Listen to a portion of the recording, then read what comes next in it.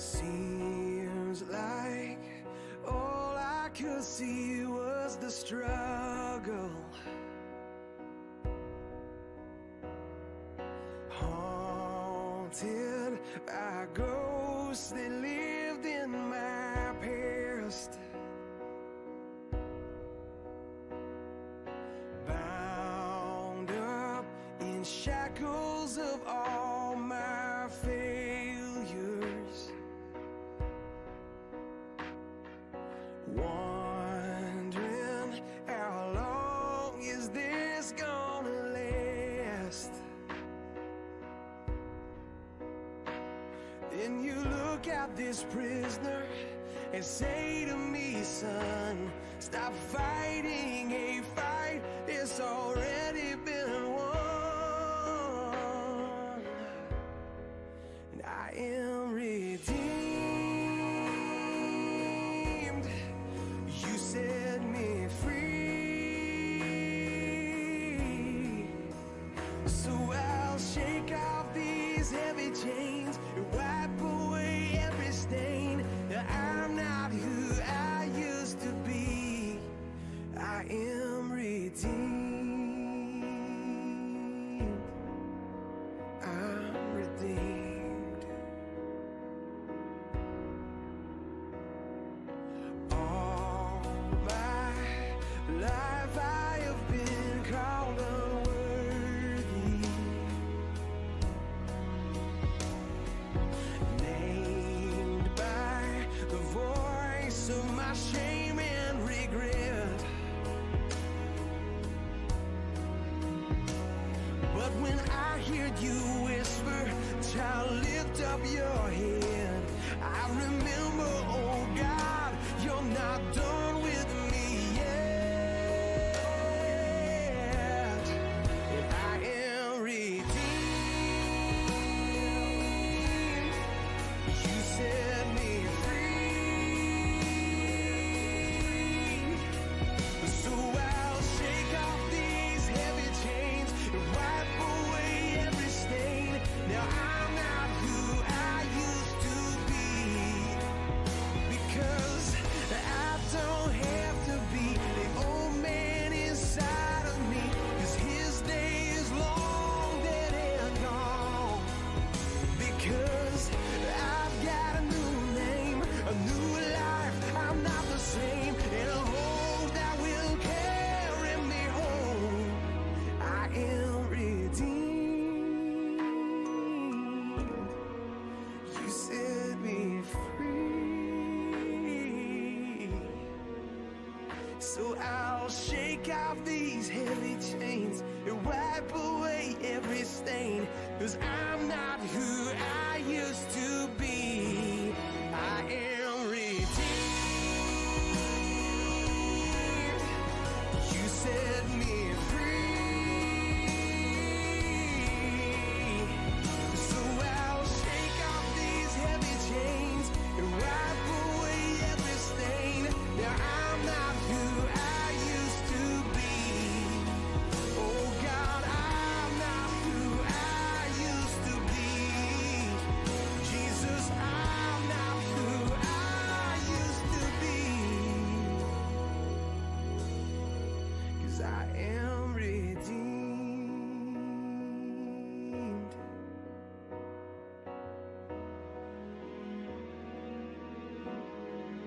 Thank God, redeemed.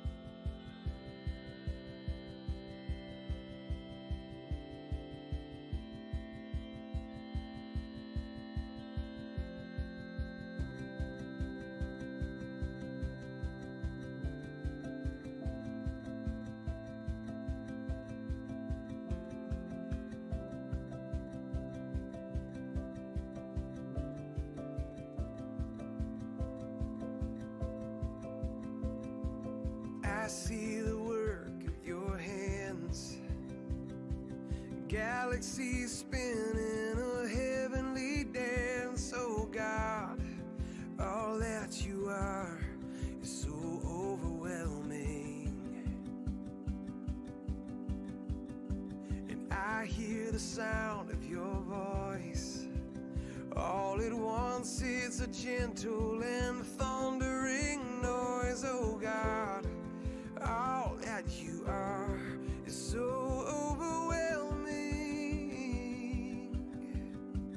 I delight myself in you, captivated by your beauty. I'm overwhelmed by you.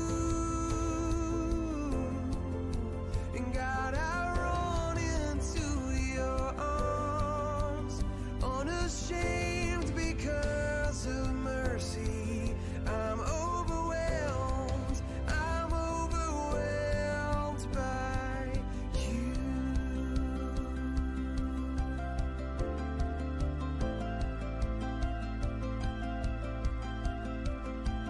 I know the power of your cross, forgiven and free, forever you'll be my God. And all that you've done is so overwhelming. I delight myself in you, in the glory of your presence. I'm overwhelmed by you. And God, I run into your arms, unashamed because of mercy. I'm overwhelmed by you.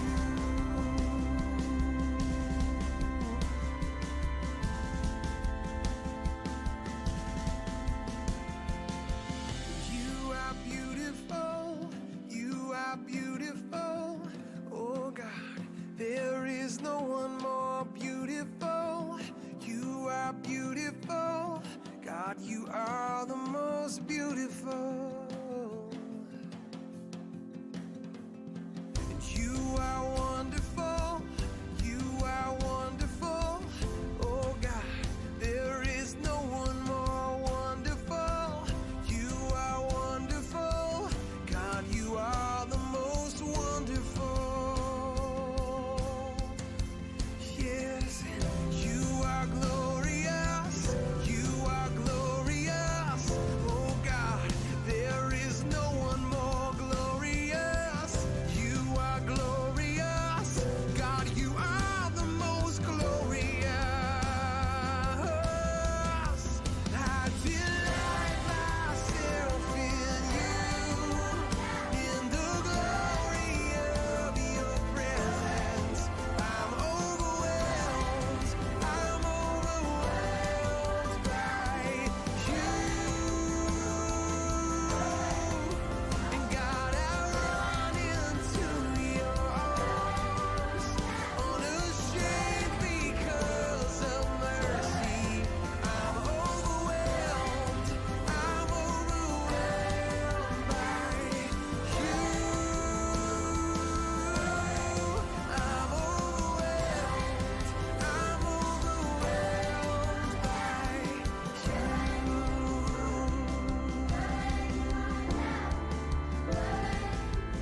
There is no one more beautiful.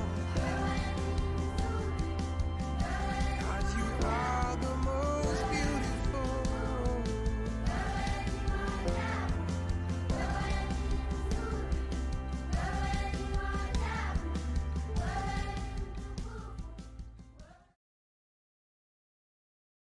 To protect and serve the people who do such a great job at making sure that our community is safe, but also a lot more than that. We're going to be talking to our police director today on We Believe in Memphis.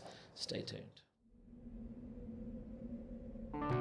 Christ Church, we believe in Memphis. We care so much about the city. We want to be an agent for change and an agent for good news in this community. And we're investing ourselves in the needs of the city, trying to make a difference in this city. I think Memphis's best days are ahead of it. If you want to go fast, go alone. If you want to go far, go together. And Memphis is a place where you go together. A child's zip code should not determine the kind of educational possibilities that child. Well, you know, the great thing is we have a chance to change those perceptions. Though Memphis is a very troubled city. We believe in Memphis. Yeah, we believe in Memphis.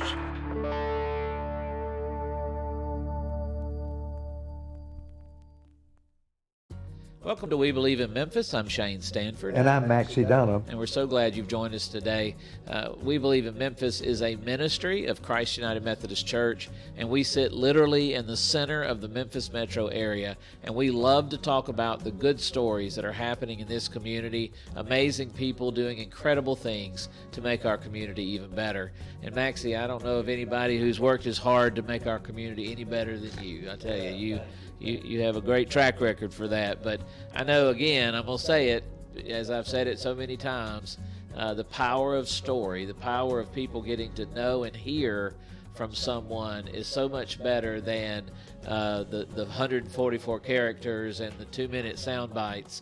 When you really get to hear someone's heart, it makes a difference at so many different levels, doesn't it? Yeah, in fact, if you don't know a person's story, you really can't understand completely what they're saying. I agree completely. And, you know, every one of us, friends, has a story that is part of our narrative. And I will tell you, from my own point of view, that I'm neither as good and I'm neither as not good as I sometimes maybe think or others may think, because my story is so much a part of not just who I am, but it's a part of all the people around me. Exactly. And, you know, Maxie, when we get through taping these, and we hear about these amazing people time and time again, I just walk away, you know, thinking to myself, number one, what could I be doing more to help?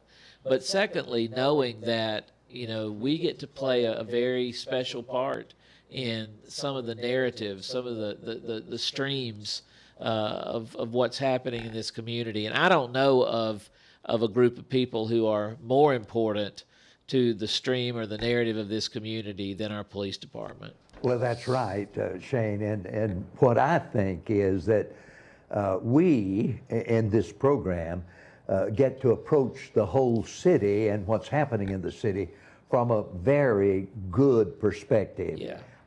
Unlike the normal news kind of thing that goes on. Yeah. And we're trying to say the good word and tell the good story despite what might be happening that doesn't seem so good. Well, not long ago, I'm not sure I should tell this story with so many members of the police community around me right now, but I got stopped the other day. I know, I'm going to go on and admit it. And while he was ticketing me for something that was completely my fault, I began. Well, I mean, he had me. He had me at hello. You know, he had me when at the light change. And so, as I began to talk to him, though, I began to say, "Well, did you grow up in Memphis?" You know, and I know he was sitting there going, "Look, let me just finish your ticket." And at one point, I thought he would say, "Just go. You know, stop asking so many questions." And he, of course, was very professional, but he did say one thing. He said. He said, sometimes I wish people knew how much we really love who we are, where we are and what we do. And I thought, and it was such a powerful comment, because you talk about a group of folks who every day put their lives on the line, but these are still individual men and women who have families and they have backgrounds and they have things they like to do and things that maybe they, have in their stories that maybe they, like all of us, wish that wouldn't have happened. But at the same time, they are very much people, but they have such a standard that they have to live past. But as I think about that, isn't that really what we all ought to be doing? Shouldn't we all be living to the best of our potential? And exercising that best in whatever our profession, whatever our vocation. Absolutely. And if character can impact what people do, then certainly we know that's happening in our police force. Well, we had the opportunity last year to pray during Lent for each of our first responders. We prayed for out in front of the police authority, and had a great time praying there. We prayed in front of the fire department, prayed in front of the school district, and as I began to think about the fact that for so many people who just take for granted those who are doing what these folks do, they have to find their purpose, their solace, their direction in something other than the approval of the community. And that's why I thought that the gentleman who stopped me, as he was saying, he said, I love this job. I do this because I love this community. And that's why any of us should do what we do. Yeah, and one of the things, and it's especially relevant to our program today, we don't pay enough attention to certain kinds of people, certain professions, certain jobs. Yes. And certainly we don't pay enough attention to our police people. My wife inspires me at this point. I've never been with her in the grocery store or anywhere where a policeman didn't come up. She took the initiative to thank that person, and she continues to do that. And that's a model, I think, for all citizens. We need to express our appreciation for people who serve us, and who serve us in such a special kind of way. Well, and I agree with that, but have you ever thought why they come up to you? I mean, you kind of have that suspicious look, that maybe there's something else happening. Okay, all right. Well, friends, today we are talking with our police director, who has shown his humanity along with his professionalism in such ways over the last months that really have helped to diffuse a lot of things, but it's also reminded us about the importance of service and character, and the fact that no matter what office you're in, there is a certain responsibility and accountability that comes with just being a human being and being good at what you've been called to do. We're going to be back in just a second with Police Director Rollins. This is We Believe in Memphis.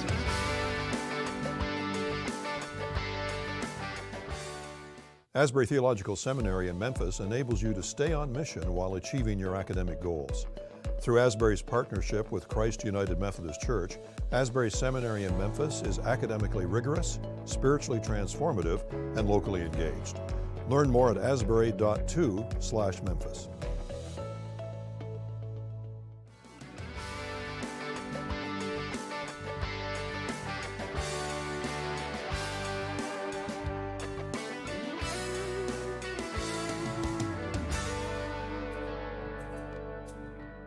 Welcome back to We Believe in Memphis. I'm Shane Stanford. And I'm Maxie Dunham. And again, we're so glad you've joined us. Go to our website at webelieveinmemphis.org.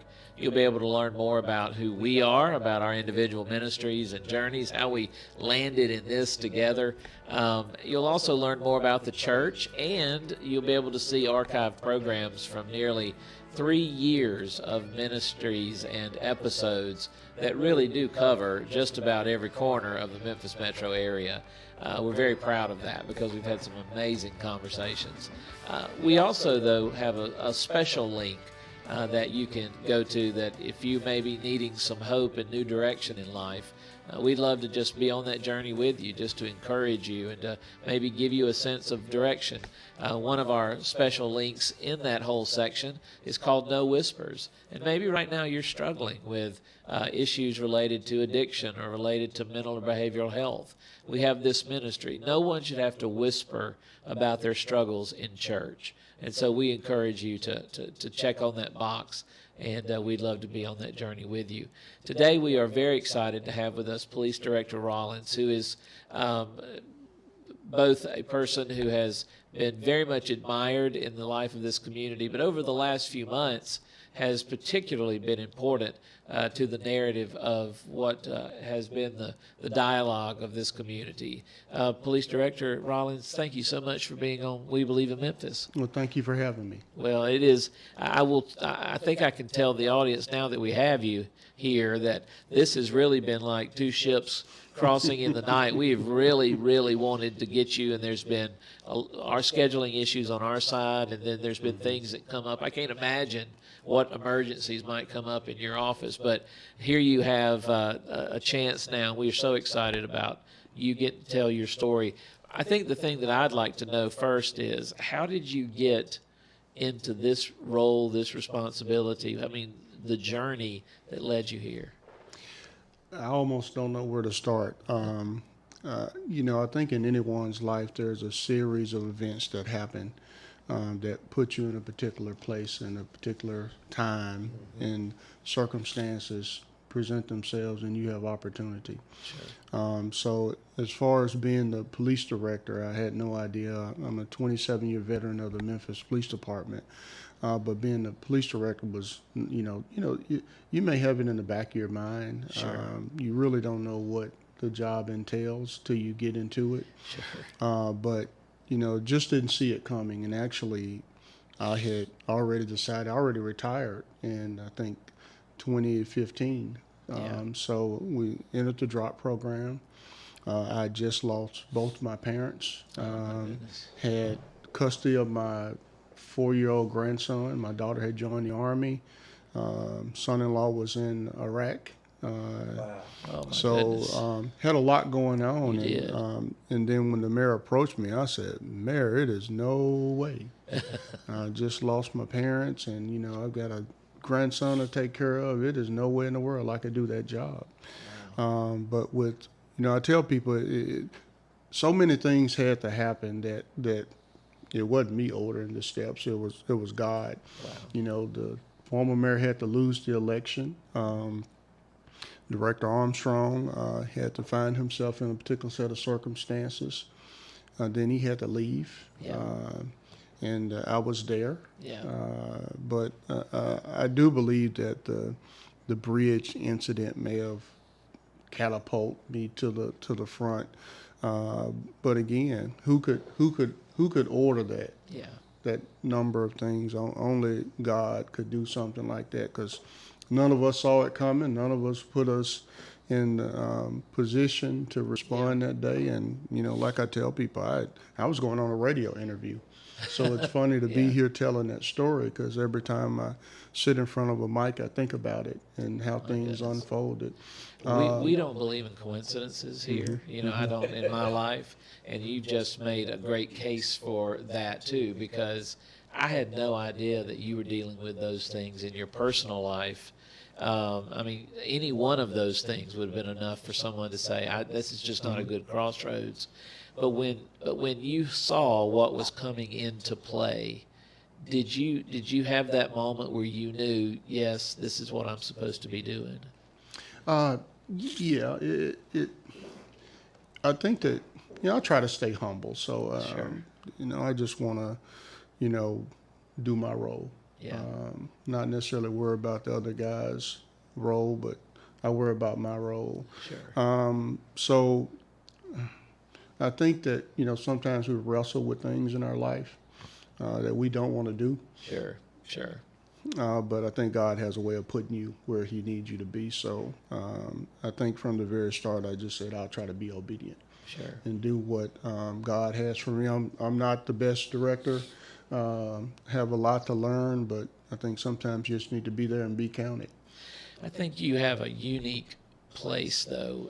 I believe very much in the power of context and the power of seasons, and I think this is absolutely your season as police director. You mentioned the bridge incident.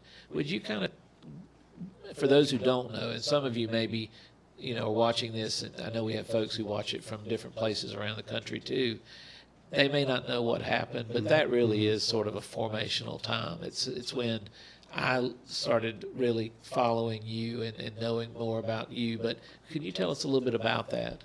Well, I think you have to start in 2014 with Ferguson. because that kind of set the tone for the nation.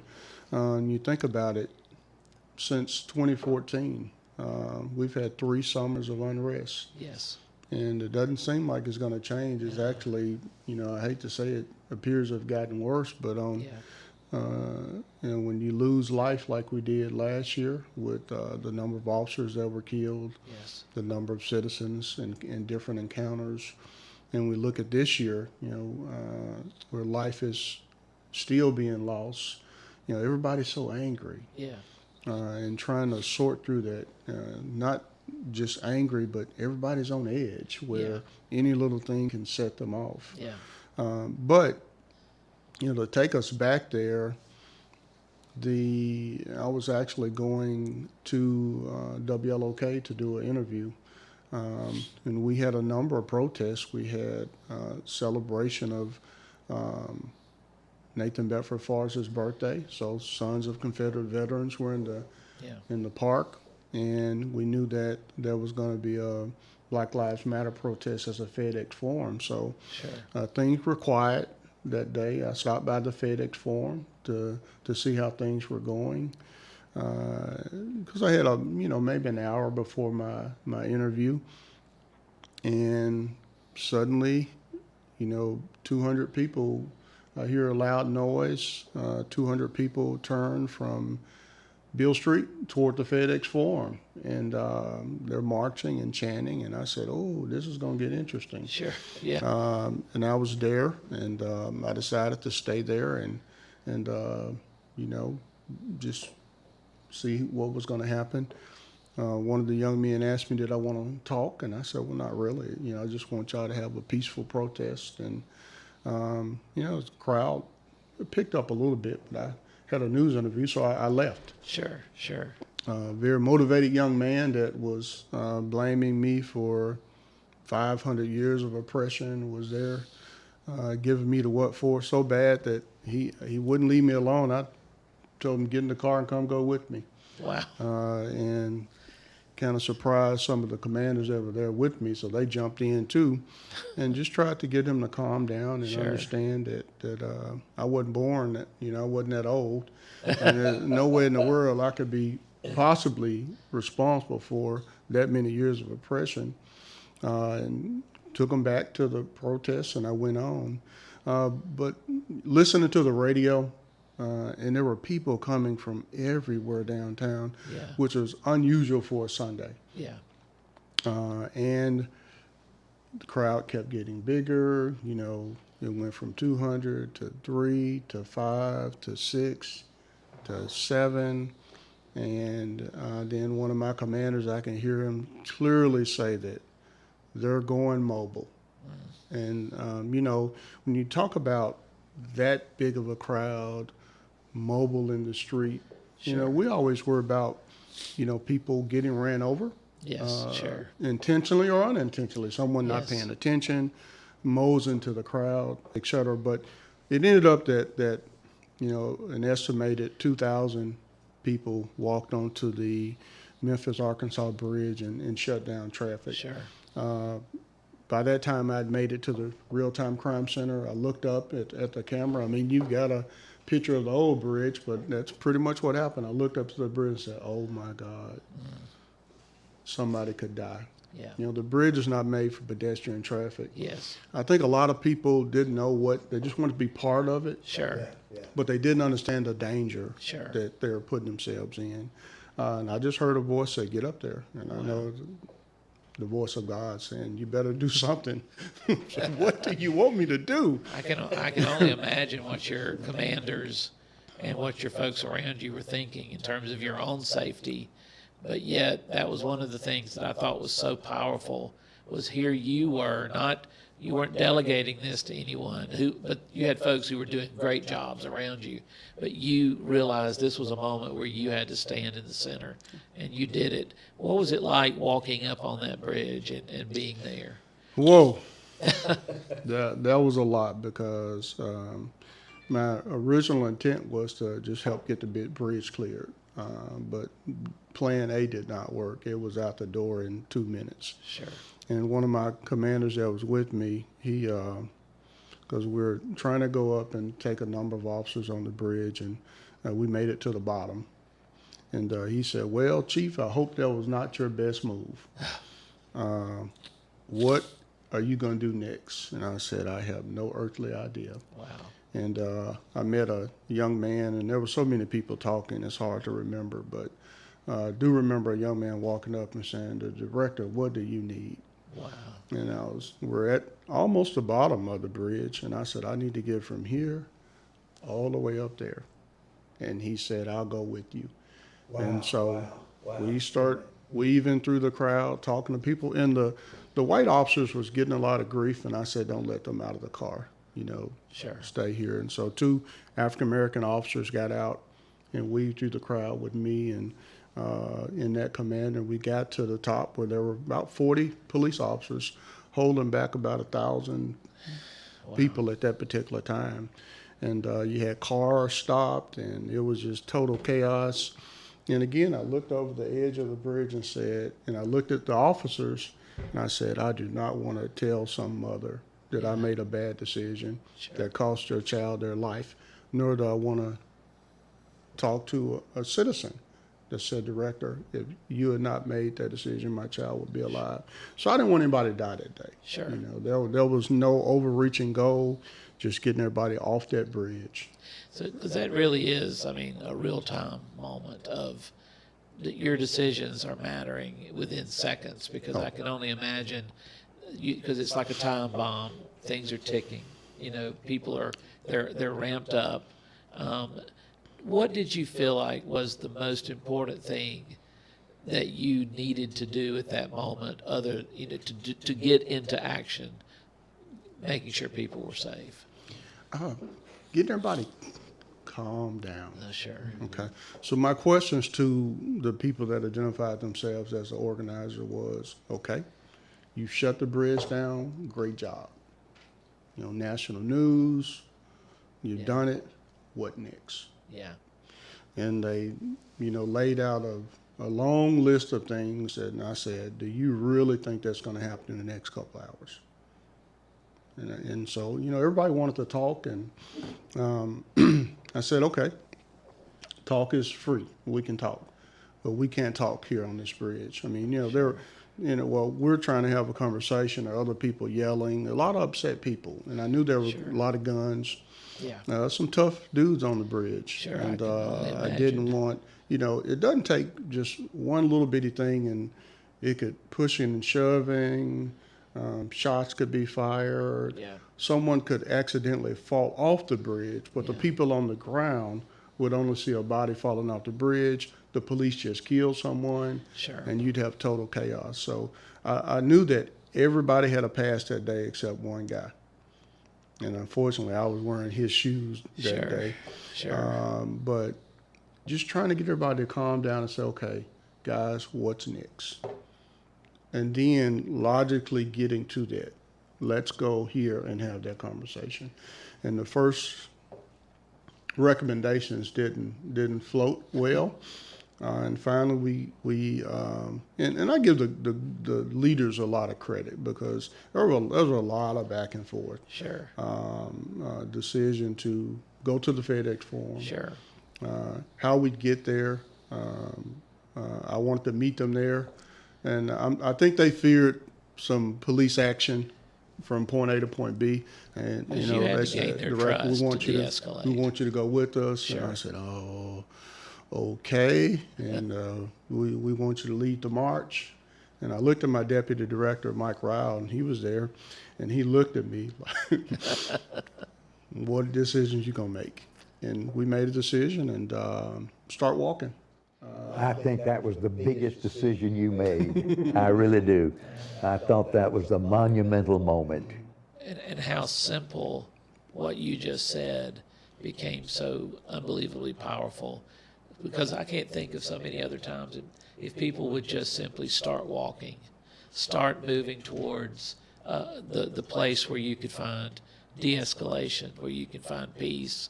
That whole phrase, that's a good book. When you write your book, Just Walk is a great title, because I'm telling you, I'm with Maxie, that decision right there, I stood up and thought, that is an amazing Yeah, witness. my granddaughter was on the bridge. Wow. I was out of the city, but my granddaughter was on the bridge, and she's a young woman, and we've talked about this a lot since. And she thought that it was just fantastic, and that was a tremendous turning point in all that was going on there. But one of the things that I really appreciate, the way you have talked earlier on the show today about all the things that have happened and you have felt guided. I want the audience to hear that in the context of the guidance you were receiving on the bridge. It's all a consistent story. When we are open in our spirit to seeking to do what's right and what we think God wants us to do, guidance does come. Yeah, I think you phrased it well. First, just wanting to do what's right. That's right. But people said, well, you guys should have used tear gas and dogs and water hoses. Sir, are you crazy? Yeah. And that was not an option. I've spent 10 years at the gun range, trained at one time, at least half of the police department, if not more, just from, well, actually all the police department, but training them on, pepper spray, tear gas, riot control. My first exposure was in 1998 in the Klan rally, so I had a lot of experience. Probably one of the most experienced, trained persons on the department then, and probably still now, just from 30 and a half years in the Army, police, putting those two together. So I knew that there were very limited options that we had. But I think that you have to be open to listen. And you have to hear those voices, because I think we probably spend more time blocking out that voice or not listening to the voice. And sometimes it's a whisper. So I think More often than not. as we mature in our faith, we have to listen to that whisper. Well, and that whisper is actually biblical, Yes. because that is so many times in the storm, in the midst of that storm, it is the whisper of God's Spirit that helps us to make some of the most important decisions. Yeah. And so, friends, this is such an important conversation, not only for what happened that day on the bridge, but also because our community coming together, being able to listen to one another, such a powerful tool, not just for that day, but for every day. We're going to be back next week for part 2 of our conversation with Police Director Rollins. Remember, go into the world and be salt and light. You matter.